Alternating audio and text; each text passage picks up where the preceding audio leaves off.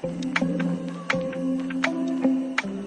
Hey everyone, welcome and welcome back to my YouTube channel. आज मैं जा रही हूँ Vrindavan and Agra with my family, और ये लोग कल ही आए थे और आज हम निकल रहे हैं वृंदावन और आगरा के लिए। तो आज है हमारा ये फैमिली ट्रिप। तो हम इस हाईवे पे 1-1.5 घंटे चलने के बाद हमें जो है वो बहुत ज़्यादा भूख लग रही थी। मतलब हम पराठे खा के आए थे, वो भी आलू के, और 1 घंटा ही अभी हमने ट्रैवल किया और अब हम को भूख लग गई। और फिर हम यहाँ पे हाईवे में ही हमें ये जो है मिल गया एक यहाँ पे रेस्टोरेंट काइंड ऑफ, और वहाँ से हमने आइसक्रीम ले ली और कुछ ड्रिंक ले ली।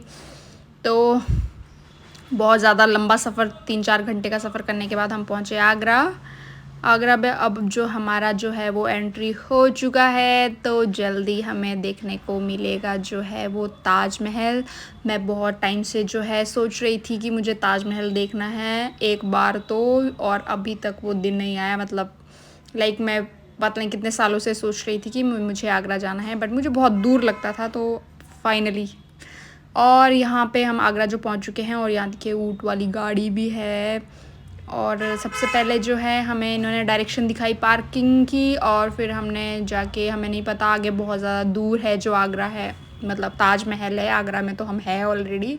तो यहाँ पे हमने अपनी गाड़ी जो है वो पार्क कर ली है और अब हम जाएंगे। हमें नहीं पता कि अंदर कैसे जाना है, क्योंकि यहाँ से 1 किलोमीटर अंदर है जो है।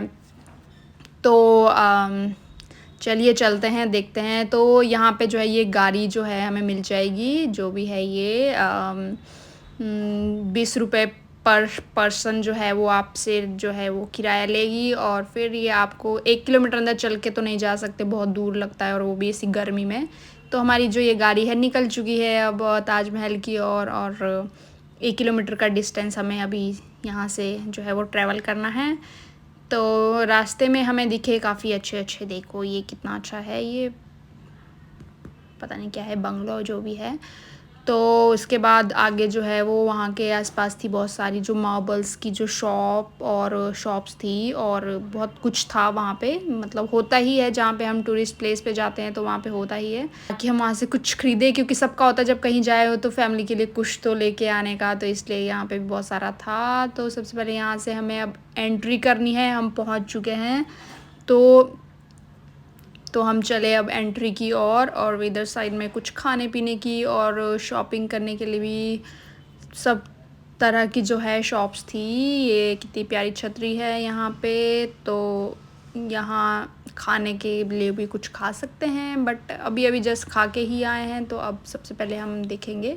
सो यहाँ से एंट्री गेट जो है वो एंट्री थी, तो हमने यहाँ पे टिकट वगैरह जो है वो चेक करवाई, और उसके बाद जो है वो हमने यहाँ पे एंट्री ले ली। और फिर आगे निकलने के बाद हमें इन्होंने हिस्ट्री बताई कि ये गवर्नमेंट ने 150 साल पुराना फोटो प्रोवाइड करा।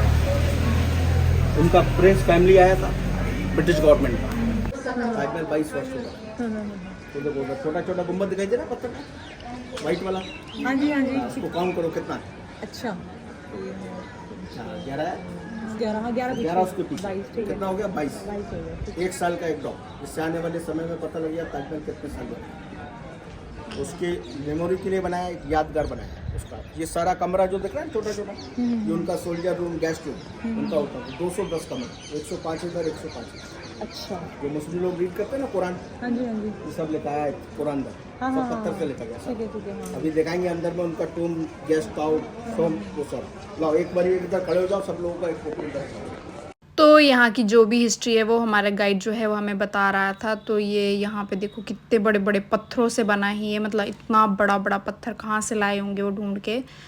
तो सच में मतलब मैं तो सोच ही रही थी कि कैसे रहते होंगे वो। मतलब जस्ट इमेजिन करके देखो कि कैसे रहते होंगे वो लोग इसमें, बिना लाइट के, बिना एसी के, गर्मी में। बट उस टाइम पे ऐसा एनवायरनमेंट नहीं था, तो बहुत अच्छे से ही रहते होंगे। और ये यहाँ पे इस तरह से हैं आसपास, और ये यहाँ से अब हम एंट्री करेंगे। बट जितना हमें नज़दीक लगता जा रहा है उतना ही दूर अब हमें दिखता जा रहा है ताजमहल। तो ये जो है बहुत ही मतलब इतने अच्छे से डिज़ाइन इस पे देखो, कितने मतलब अच्छे से डिज़ाइन बनाए हुए, वो भी हाथों से। अब तो चलो मशीन आ चुकी है, और ये नेचुरल वेंटिलेशन के लिए यहाँ पे विंडो भी इतनी स्टाइल से बनाई हुई हैं। तो चलिए फिर एंट्री करते हैं यहाँ से। और ये देखिए इसके अंदर भी फ्लोर्स है, देखो यहाँ से स्टेयर जा रही है, तो यहाँ से ऊपर जा सकते हैं। और वो देखिए ऊपर वहाँ जो है फ्लोर है इसमें भी, तो बहुत सारी स्टेयर्स है, इधर बहुत सारे रास्ते हैं। और ये देखिए सामने जो है वो ताजमहल हमें दिख गया है। ओ माय गॉड, ऐसा लग रहा है मुझे जैसे मैं फ़ोटो में ही देख रही हूँ, क्योंकि फ़ोटो में ही ऐसा ही एग्जैक्ट ही देखा हुआ है, और मुझे ऐसा लग रहा है मैं कोई फ़ोटो ही देख रही हूँ ताजमहल की, बट ये रियलिटी में मेरे सामने है। यस, तो चलिए आगे चलते हैं हम बिल्कुल नज़दीक ताजमहल के। तो यहाँ से तो ये मुझे पता नहीं क्यों, पर मुझे बार बार ऐसा लग रहा है जैसे कोई फ़ोटो रखी हो मेरे पीछे। तो चलिए चलते हैं आगे, देखते हैं पास में जाके और पास की हिस्ट्री इसकी। तो शाहजहाँ ने ये गेस्ट हाउस भी बनाया था, मतलब जो ताजमहल देखने आएगा कोई गेस्ट, तो वो उसमें ताकि गेस्ट को रख सके। तो देखिए मतलब कितना सोच समझ के बनाया था। और वो सामने अभी भी दूर है, बहुत दूर है, ऐसे लग रहा है बिल्कुल सामने है, बट इसके लिए भी जो है वो बहुत ज़्यादा घूम के जाना है शायद आगे से, क्योंकि सीधा एंट्री तो नहीं है। तो हमारा जो गाइड है उसने हमें बताया कि जो ये मीनारें हैं ये थोड़ी टेढ़ी बनाई हुई है, मतलब ये थोड़ा सा बाहर को है, मतलब बिल्कुल सीधा नहीं है जैसे होती है यूजुअली मीनार। तो हमने देखा तो ये एक्चुअल में सच में ही थोड़ा सा टेढ़ी है। तो इसका लॉजिक ये था कि अगर कभी मतलब अर्थक्वेक आता है, कभी भूकंप कुछ आता है, तो ये जो है वो बाहर को गिरेगी, अंदर को नहीं गिरेगी, और महल को कोई भी नुकसान नहीं पहुंचाएगी। तो कितना दिमाग लगा के बनाया है, मतलब कहाँ कहाँ से कारीगर बुलाए थे। और इसके ऊपर जो ये छत पे जो ये लगे हुए हैं कुछ मेटल के, छत पे नहीं मतलब ये डोम पे, तो ये जो है वो सोने के लगाए थे, बट अंग्रेज़ों ने आके सब लूट लिया है, और अभी ये ऐसे मेटल के ही है, गवर्नमेंट ने लगाए हुए हैं।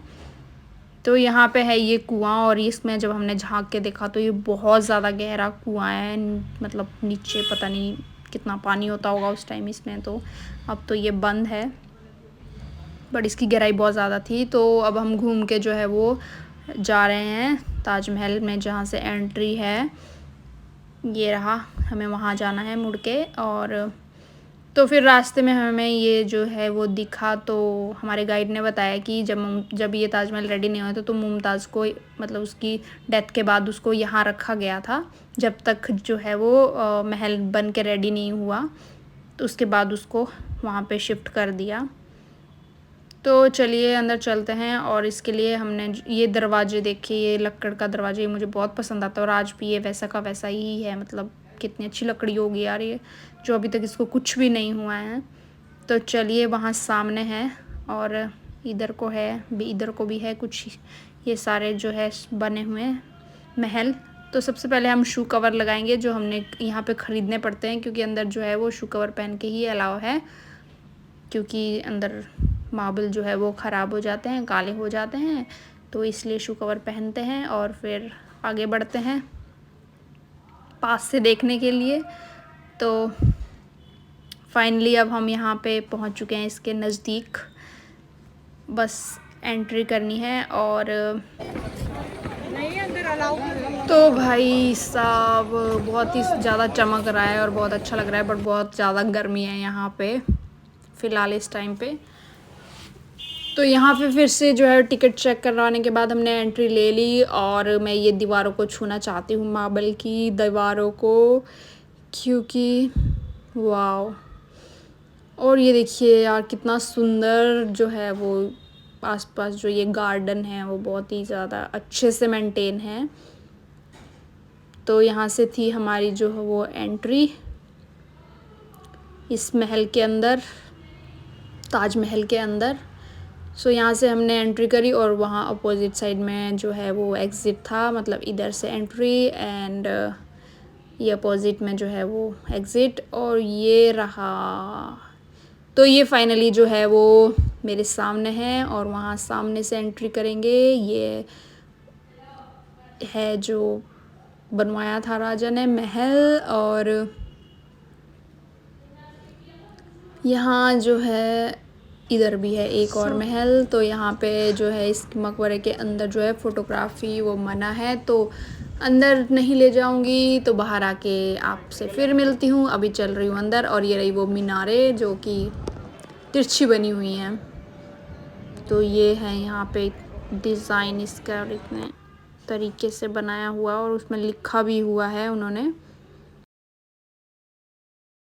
जो चलो हम अंदर देख के तो आ गए। और ये रही हमारी जो है वो यमुना नदी। तो गाइड ने हमें बताया कि इसकी एक धार जो है वो अंदर जो उनके जो वो रखे हुए शाहजहाँ की और मुमताज़ की जो मतलब उनका मकबरा उसके ऊपर गिरती रहती हैं।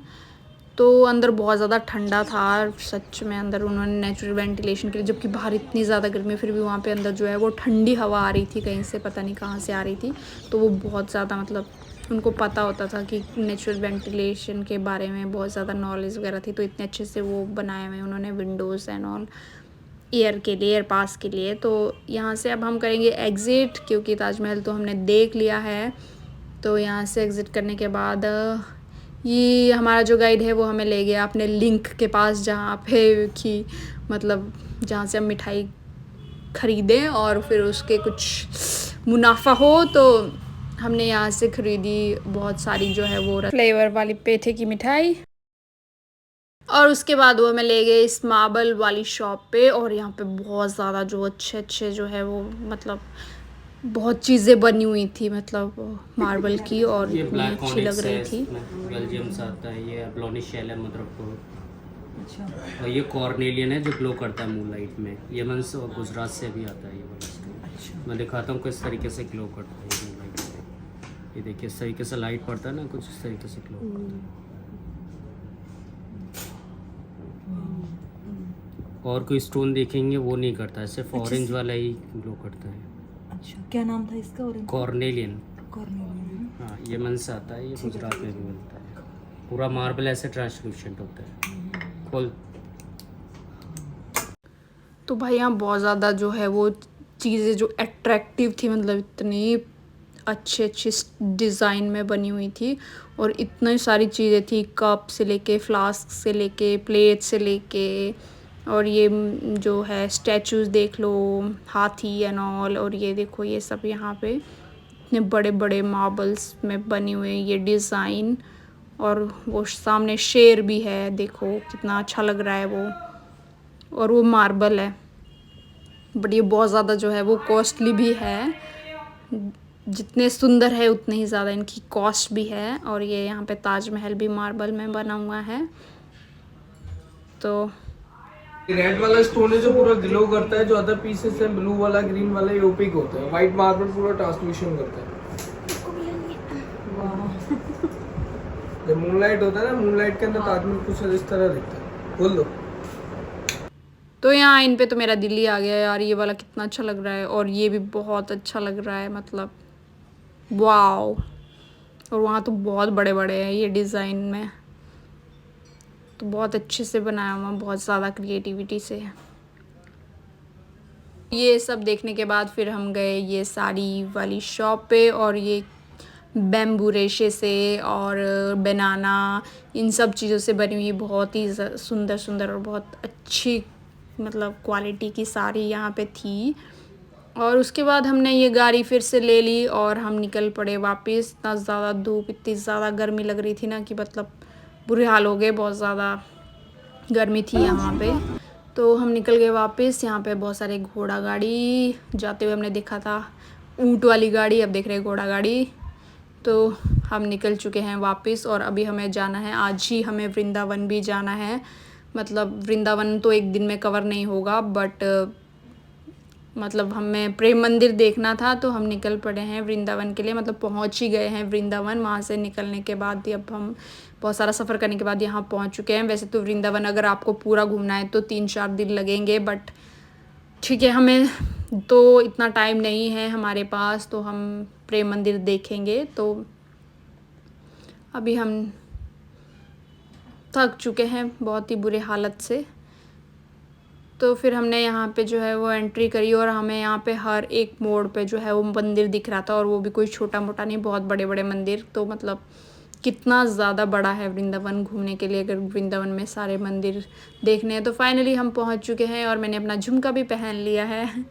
तो सामने दिख रहा है मुझे प्रेम मंदिर, गाड़ी पार्क हमने कर ली है और अब हम जा रहे हैं। तो यहाँ पे जो है हमारा वो तिलक लग चुका है, पता नहीं किस किसने लगाया है, मतलब खुद ही आके वो लगा लिए हमें तिलक, और यहाँ पे हमने एंट्री कर ली। और ये बहुत ज़्यादा जो है वो सुंदर लग रहा है, मतलब देखने के लिए इतना अच्छा लग रहा है। ये प्रेम मंदिर कितना सुंदर है। और वहाँ पे जो है वो कान्हा जी हमारे काली नाग पे डांस कर रहे हैं, नृत्य, और इतना अच्छा लग रहा है। बट यहाँ पे इतना ज़्यादा रश था ना कि मतलब फ़ोटो लेने के लिए तुम्हें पहले वेट करना पड़ेगा कि वो हटे और तब तुम वो जगह कब्जा लो। तो बहुत ज़्यादा रश है, बट बहुत ही ज़्यादा जो है वो सुंदर लग रहा है।